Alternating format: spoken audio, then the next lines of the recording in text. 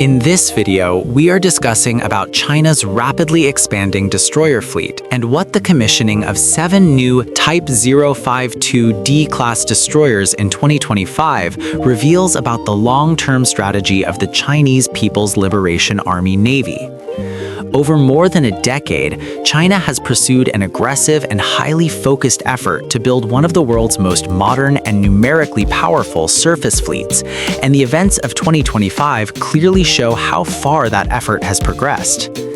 During 2025 alone, the Chinese Navy commissioned 7 new destroyers, all belonging to the Type 052D class. These ships were not spread randomly across the year, but instead entered service in a steady and deliberate rhythm, reflecting the maturity and efficiency of China's naval shipbuilding industry. The first of these, the Weinan, with hull number 166, was commissioned in March 2025. This was followed by the Suzhou, hull number 158, in May, and the Kongshou, hull number 125, which officially entered service on May 29th.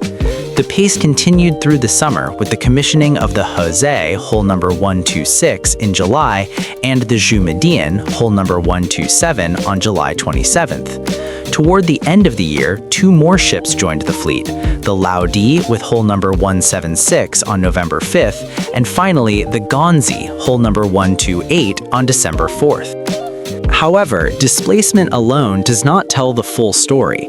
While destroyers represent a smaller share of total tonnage compared to massive platforms like aircraft carriers or large auxiliary ships, they account for a disproportionately large share of procurement spending.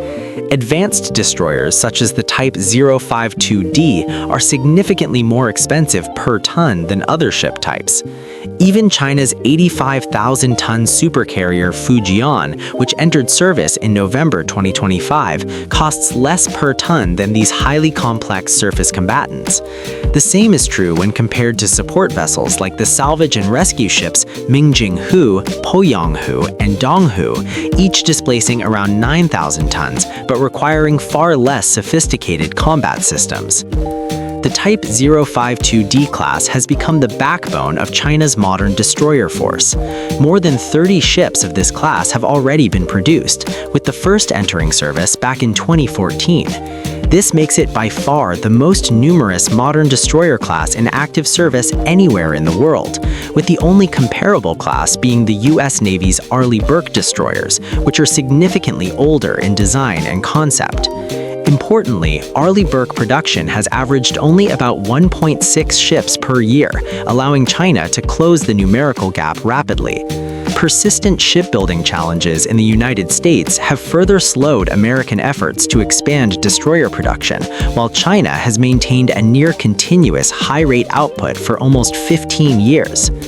Over time, the Type 052D has evolved into several sub-variants, reflecting incremental upgrades rather than disruptive redesigns. One such version, often referred to unofficially as the Type 052DL, features a flight deck that appears to be roughly 4 meters longer than earlier ships. The first example of this variant was launched in 2018 and is believed to improve helicopter operations, particularly for larger naval helicopters and more demanding sea states. Another variant, informally known as the Type 052DG, incorporates a reconfigured main mast designed to accommodate new electronic warfare systems and communication antennae, along with a range of smaller but important improvements. One of the most significant features of the Type 052D is its missile system compatibility. These destroyers use the same vertical launch system as China's much larger and more powerful Type 055 destroyers, though in smaller numbers. Each Type 052D carries 64 vertical launch cells, compared to the Type 055's 112. This commonality allows the two classes to operate the same families of missiles, greatly simplifying logistics, training, and fleet-level integration. It also allows the Type 052D to perform both air defense and offensive strike roles alongside larger combatants. The weapons carried by the Type 052D are among the most advanced in the Chinese Navy. The class is equipped with YJ-100 cruise missiles, reportedly offering ranges of up to 1,000 kilometers, giving the ships a significant long-range strike capability. It also carries the YJ-18 anti-ship cruise missile, which features a high-speed terminal phase reaching approximately Mach 3 and employs complex sea-skimming flight profiles designed to overwhelm enemy defenses. For air defense, the ships field a layered network of missile systems, including the HQ-16, HHQ-9, HHQ-10, and DK-10A, all of which can be launched from the same vertical cells used for cruise missiles. Looking ahead, one of the most anticipated upgrades for the Type 052D is the integration of the YJ-20 anti-ship ballistic missile. This weapon has been undergoing testing for more than 3 years on the larger Type 055 destroyers and is expected to enter service in early 2026. Once integrated, it would dramatically expand the strike capabilities of the Type 052D, allowing it to threaten high-value naval targets at extreme ranges and further complicating the defensive planning of potential adversaries. The operational use of these destroyers underscores their importance in China's naval strategy. In early December 2025, amid heightened tensions with Japan, 2 Type 052D destroyers with hull number 117 and 124 accompanied the aircraft carrier Liaoning and the Type 055 destroyer Nanchang during exercises conducted near Japanese territory. This deployment highlighted the role of the Type 052D as a key escort platform for carrier strike groups, providing air defense, surface warfare, and command and control support. Earlier in the year, the Chinese Navy demonstrated an even more ambitious level of operational coordination.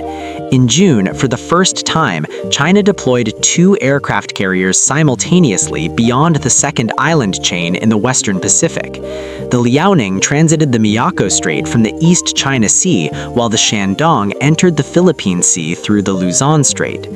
3 Type 052D destroyers were involved in these operations. 2 accompanied the Liaoning alongside 2 Type 055 destroyers, while 1 joined the Shandong's smaller escort group together with a single Type 055. This marked a major milestone in China's ability to conduct complex multi-carrier operations far from its home waters. Production of the Type 052D is expected to continue for several more years, with projections suggesting the fleet could eventually exceed 50 ships. Such numbers would firmly establish the class as the dominant destroyer type in the Chinese Navy and one of the largest destroyer fleets in the world. Beyond domestic use, there has also been widespread speculation about potential export sales. Countries such as Russia and Algeria have frequently been mentioned as future customers, though no official deals have been confirmed. Subscribe me for more updates.